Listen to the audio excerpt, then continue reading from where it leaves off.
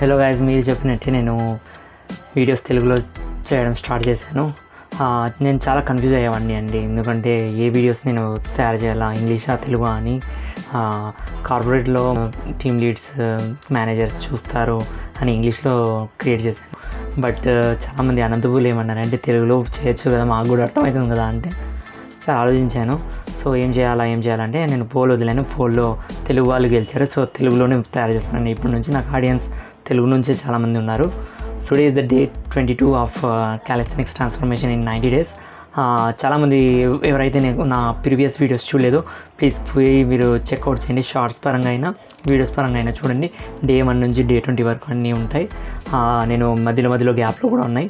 So ఇప్పుడు day 22. ఈరోజు నేను ఏం చేశానంటే పుష్ వర్కౌట్స్ చేశానండి. పుష్ వర్కౌట్స్ నేను అన్నీ చూపించుకోలేకపోతున్నాను, ఎందుకంటే దాంట్లో నా స్ట్రగ్లింగ్ ఎక్కువ ఉంది. టక్ ప్లాంచ్ పుషప్స్ ట్రై చేశాను, బట్ అంత కేపబిలిటీగా రావడం లేదు. ఫస్ట్ డే అయితే అస్సలు రాలేదు, కాబట్టి ఇప్పుడైతే మినిమం టక్ ప్లాంచ్ అయితే వస్తుంది. నేను ఎందుకు చాలామంది నాకు అడుగుతున్నారు మజిలప్స్ ఎందుకు ట్రై చేయడం లేదు, ఇప్పుడే చేయొచ్చు కదా, ఇప్పుడు నుంచి ట్రై చేస్తేనే కదా అప్పుడు వచ్చేది అంటే, లేదండి నేను ఇలాంటివి ముందే చూశాను. 2020లో మార్చిలో నేను మినిమం మీకు మజిలప్స్ చేయాలంటే మినిమం 15 పుల్అప్స్ రావాలండి. అప్పుడు మాత్రమే మీరు మజిలప్స్ చేయొచ్చు, లేకుంటే మీరు ఇంజురీస్కి ఫేస్ అవుతారు. సో రావచ్చు, బట్ ఇంజురీస్ కూడా బాగానే అవుతాయి.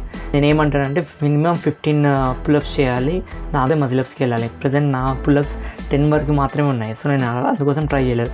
ఈవెన్ హ్యాండ్ స్టాండ్ అంతే, నేను హ్యాండ్ స్టాండ్ వీడియోస్ చేశాను రీసెంట్గా. నేను ఎందుకు ట్రై చేస్తున్నాను అంటే మినిమం నాకు 50 పుషప్స్ వచ్చాయి కాబట్టి.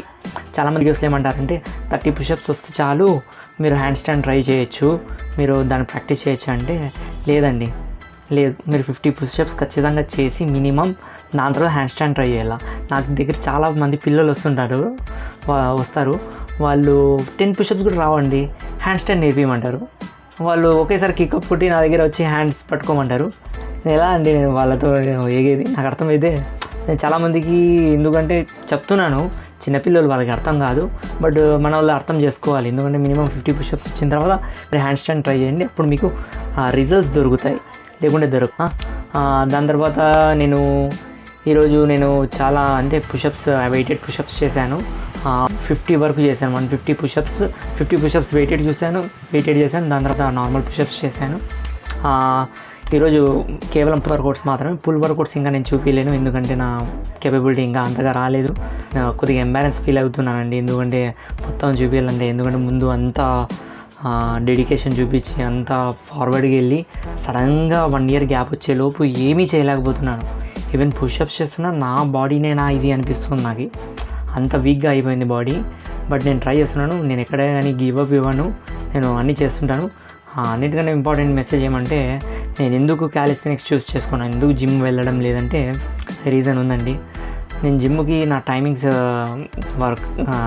నా జాబ్ టైమింగ్స్ 2 to 11 అండి. 2 PM to 11 PM రాత్రి వరకు అవుతుంది. ఒక్కోసారి మూడు కూడా అయిపోతుంది, ఎందుకంటే వర్క్ ఓటీ ఎక్కువ జరుగుతుంటుంది, ఒక్కోసారి ఓవర్ టైం ఉంటుంది.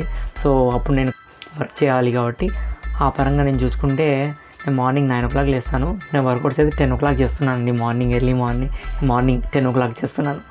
సో మీరు అర్థం చేసుకోవచ్చు నా వర్కౌట్ షెడ్యూల్ ఎలా ఉంది అని. మీరు అనుకోవచ్చు ఈ టైంలోనే కదా చేయాల్సింది, మార్నింగే కదా వర్కౌట్ చేయాలని. అలా ఏం లేదండి. డెవిన్ జాన్సన్ తెలుసా మీకు, రాక్ గారు, ఆయన అర్ధరాత్రి 12 o'clockకి వర్కౌట్స్ చేస్తారండి. ఎందుకు చేస్తారంటే ఆయనకి టైం షెడ్యూల్స్ అబ్బవు, ఎందుకంటే వాళ్ళు షూటింగ్స్కి వెళ్తారు.